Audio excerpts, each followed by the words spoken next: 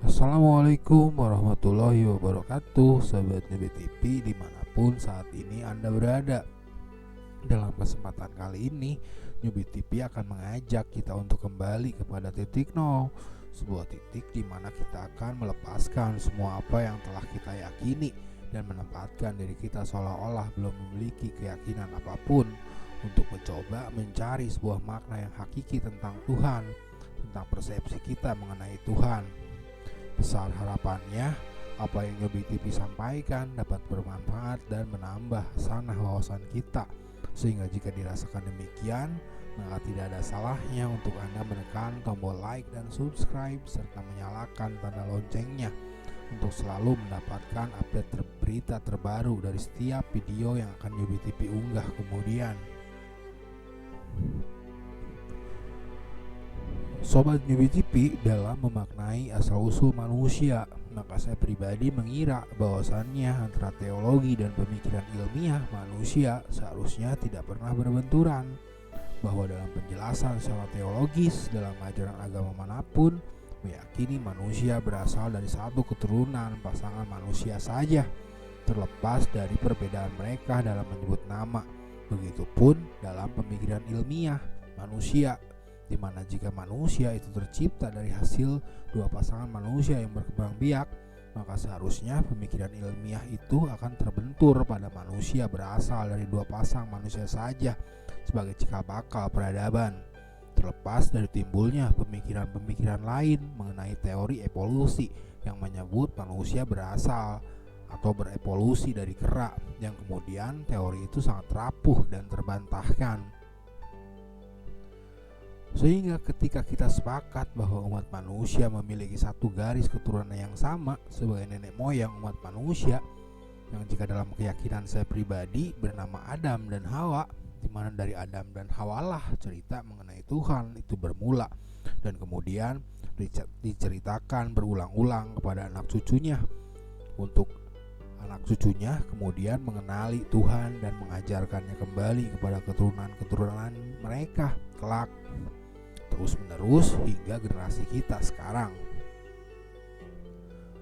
Maka menjadi sebuah pertanyaan kemudian, jika Adam kemudian menjadi manusia yang mengenal Tuhan secara langsung, diajari berbagai ilmu hingga bahkan sempat tinggal di dalam surga, maka tentunya Adam mengenali Tuhan secara langsung. Lalu adakah kemudian Tuhan memperkenalkan dirinya kepada Adam dalam sebuah nama? Adakah Adam memanggil Tuhan dalam nama? Lalu jika benar bahwa Nabi Adam mengenal Tuhan dalam nama, maka dalam nama itu pastinya itulah yang akan diperkenalkan kepada anak-anaknya, sehingga seharusnya nama yang diperkenalkan itu tetap dan tidak berubah.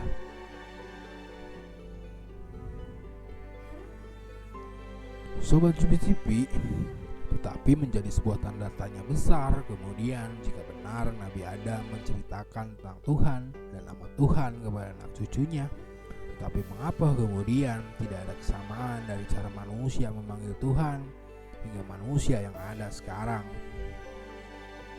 Mengapa sekelompok besar manusia dalam background teologi masing-masing dari generasi bangsa Arab, bangsa Israel, dan bangsa sebelum keduanya cenderung berbeda dan tidak sama dalam hal cara mereka memanggil Tuhan? Semisal kata Allah tidak dikenal oleh orang-orang berbahasa Ibrani yang cenderung memanggil Tuhan dengan sebutan Eli, Allah, atau Elohim, dan lain-lain. Begitupun nama-nama yang dikenal oleh bangsa-bangsa berbahasa Ibrani pun tidak dikenal pula oleh bangsa-bangsa yang ada sebelum mereka.